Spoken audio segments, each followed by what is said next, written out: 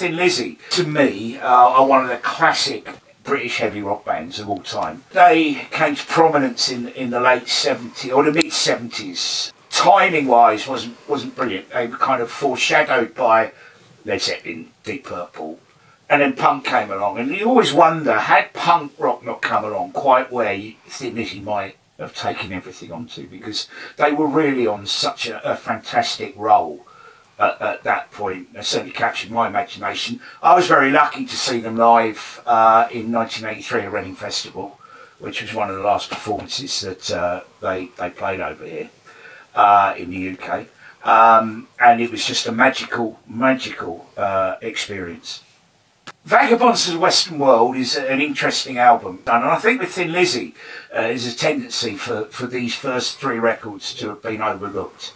And that's unfair, especially, I think, with Vagabonds of the Western World, because it's a great record, as you probably know, and you're about to hear in Dolby Atmos quite how wonderful it can be made to sound today. It was Vagabonds of the Western World that me and my friends, when we heard it, we thought, not only is this a great sounding album, but the artwork was way above anything that we ever saw from an Irish band at that particular time. So we're here, believe it or not, 50 years later. So at the very end I have Pete Holliday. Pete was with a band called the Radiators from Space. They, of course, later went on to do support to the later incarnation of Thin Lizzy. Alongside of him, of course, it's Mr. Eric Bell. Yeah.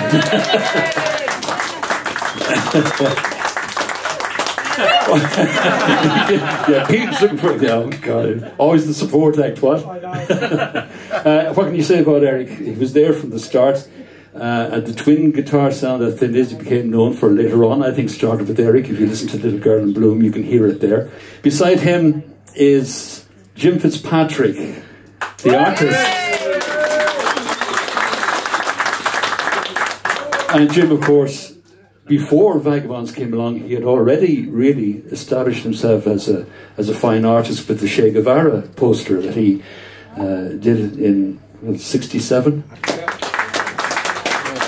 And last but by no means least, this is Richard Whittaker. And this is the man who spent a number of hours in studio digitalizing the whole album. Oh.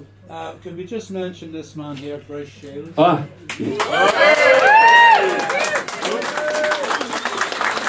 Thanks, Eric. Bruce Shields, of course. My man. Yeah, whenever I first met Philip and we started thinking about getting a band together, Philip said to me, we'll get a band together with you for 2 reasons. He says, I want to play the bass. And I said, can you play the bass? And he said, I'm going to brush for about 3 months, so I know a little bit of what I'm doing. So I just thought I'd mention that. No, absolutely, absolutely. And it was remiss of me standing beside him. Brush is an integral part, and he will, of course, remember the whole Vagabonds era as well. We'll probably bring in Brush on the mic as well a little bit later on as well. I put out a call online a couple of days ago for people who obviously can't make it here, people from across the world. Was there any questions they would like to ask? And one question was for Eric with regard to this album, and particularly in regard to The Hero and the Madman. They wanted to know, was that written about anybody in particular in mind? Because they had heard it was written about Richard Burton. Well, at that point in time, I was more or less away with the fairies. A lot of things were going on in my private life that wasn't great. I was doing a lot of drinking, obviously a lot of smoking, a lot of this, that and the other. And things were going from bad to worse. And this particular night we had a recording session of The Hero and the Madman. So you picture this, I'm in the studio in Decca in London. It's 1:45 in the morning, and they say, right, Eric, can you put a guitar solo on this? So I started hearing the playback of The Hero and the Madman, and it went on and on and on and on. As time went on, I started thinking, I think this song's about me. You know? Yeah, exactly. all I can say is every note on the solo of the Hero and the Madman is from here. It's like a cry of help nearly. As Thin Lizzy got more and more popular, I wanted to escape. Philip loved it. He loved the limelight. You know, give me more, man, give me more. Brian Downey was in the middle, quite cool about everything, and I was away with the fairies. So, Pete, I'll ask you, what does this album mean to you, and what was did you have any involvement in your life, or what's your story on it? This record was literary, even from the title itself. You know, it's obviously a sing reference. You know, and it's a reference to Irish roots, and the Irish are storytellers, and that's what put not only Lizzy, but all the bands that were influenced by Lizzy, and all the bands that followed Lizzy, like the Radiates from Space, like the Boomtown Rats, etc., like U2, that we learned from them and from Philip how to tell a story, you know, and how to tell stories in our music. He's the man responsible for putting together the digital release, and again I was chatting with him a little bit earlier on, and I suppose that one of the questions really that would come to my mind would be A, how did it come about for you, and B, were there any particular problems with it, or were there any particular surprises with it? So there's 3 or 4 questions for you to ponder. Yeah, I was originally asked to do an immersive mix of the record, which is a 5.1 and a Dolby Atmos mix, which is a true surround sound mix. So initially what you have to do is remix the record to sound as close as possible to the original, which, you know, is quite a technical thing to do, really, considering the amount of technology you've got available these days. Anything's available, but you've got to put yourself in the mindset of mixing an album in a state-of-the-art 1970s studio as opposed to on a computer. And it's working out precisely the footprint of all that equipment and how to make the record sound like the record, but in a surround sound. And after 25 years of working analog technology right through to ambisonics, through to the current immersive technology, I just sort of used every bit of experience to get it to sound that as good as humanly possible, because, you know, this is an absolutely unreal record that deserves the best, basically. You know. Okay, I think we have another. Can we get a microphone down to the chap? Jim, is there some kind of weird symbol on the sleeve? Each of the members on the sleeve of Vagabonds were represented by a symbol in some way. Is that true? I was talking about that yesterday, and it took me a while to find them. When I had it done, Philip said to me, I want a couple of little cartoons in there, tiny, minuscule. I don't want anybody to ever see them. And there's a mouse, a frog, and a spider, and I couldn't find the spider. It's on Philip's shoulder, and that was Philip. So, who was the mouse? Yeah, who was the frog? You're giving away the secret now. I'm afraid to say, so I won't say. Eric, hi Eric. How did Kid Jensen come to do the spoken word on Hero and the Madman? I know he was championing the band at the time, but how did it go from he was playing you a lot to he ended up on the track? We were doing an Irish tour at this point in time. The first album had just been released, so we're going down the road, and this particular night there was a guy hitching a lift. We stopped the van. Where are you going? I go, oh, we're going to see Thin Lizzy. That's us. Okay, get in. And we started driving to the gig. As we're driving to the gig, this guy said, have you heard a program on the radio called Jensen's Dimensions? We said, no.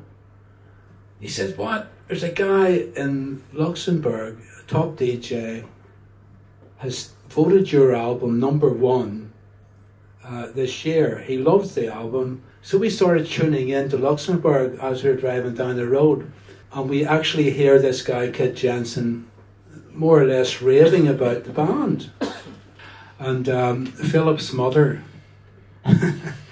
went, right boys, now you got to go and see this man and thank him for what he did, for what he's doing. Because there's nobody else interested in what we're doing at the moment, you know. So we ended up flying to Luxembourg. Philip and Kid Jensen got on really well.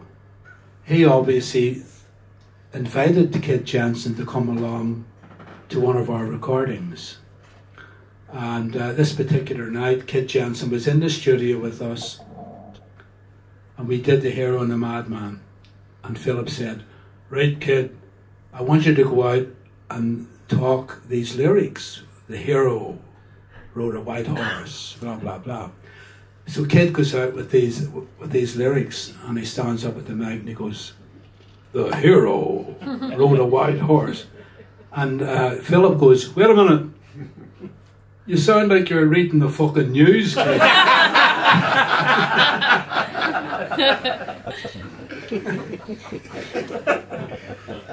And kid sort of woke up, you know, and he ended up doing it. So that's how that happened. Is anybody else a question? Yeah, nearly over here. Jim or Eric, what's your favourite memory of Phil? Yeah, it's just lots of things about the guy, you know.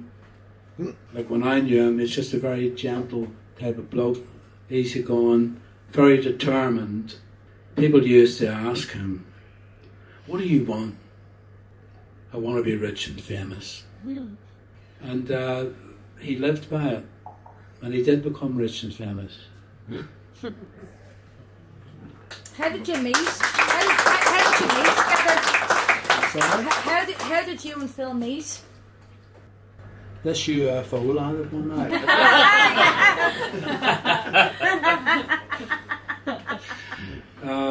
Me and Philip met. Yeah, well, again, I hope I'm not boring you to tears, no. But I was in a show band called The Dreams, and we were playing 6 nights a week on Monday night off, and it was great. The guys were great musicians. I was getting very well paid, stayed in the best of hotels, and this went on for about a year and a half. And I started getting bored, you know. Simple Simon's, gotta be something else. Yeah. And I'd saved some money up in the bank in Dublin, and because I knew I was going to leave the show band. So I eventually left. I got this idea to form a 3-piece band, so I started going out in Dublin at night on my own, looking for musicians, and it was like a complete waste of time. Nobody was interested. Like, what have I done? I've left the fucking Dreams. I've no money now coming in. I'm living off my earnings and so on. And I didn't know what to do. I ended up in the Countdown Club that night, and it was my first trip on LSD as well. As you would. As you would, yeah. Stand easy. Anyway, so this band came on Orphanage, and Philip was out the front singing. He wasn't playing bass.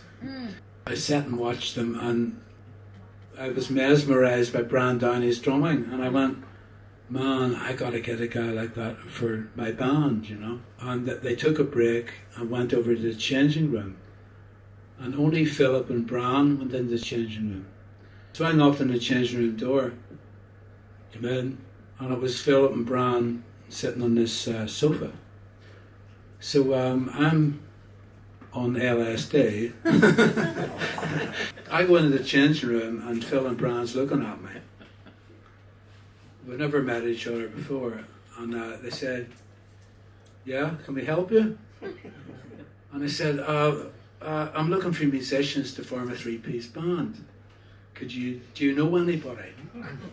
And Phil says to Brian, do you fancy forming a group with Eric? And Brian wasn't interested. Said, no, I don't think so. I think Orphanage is going okay. So I'm going, right. I start walking out of the door again, and Phil calls me back. He said, hey, Eric, me and Brian will start a group with you on 2 conditions. And I said, what's that? I want to play the bass. This is Philip talking. And I said, okay. He was telling me he was getting lessons from Bryce Shields, fabulous bass player. And then he said, I want to do some of my own songs. He came up to my flat a week later with this reel, and he had 3 songs on this reel, and they were incredible. I couldn't believe how good they were, you know, because I was expecting somebody going, you know, and the next minute he starts doing one of his own songs, and it's excellent. really, like the voices are, the lyrics is there, the chord changes is there. And I thought, yeah, my guitar, I know my guitar playing can fit into his style of songs. And that was it. That's how I met Phil Lynott. It's great. Wow. Well done. Thank you very much.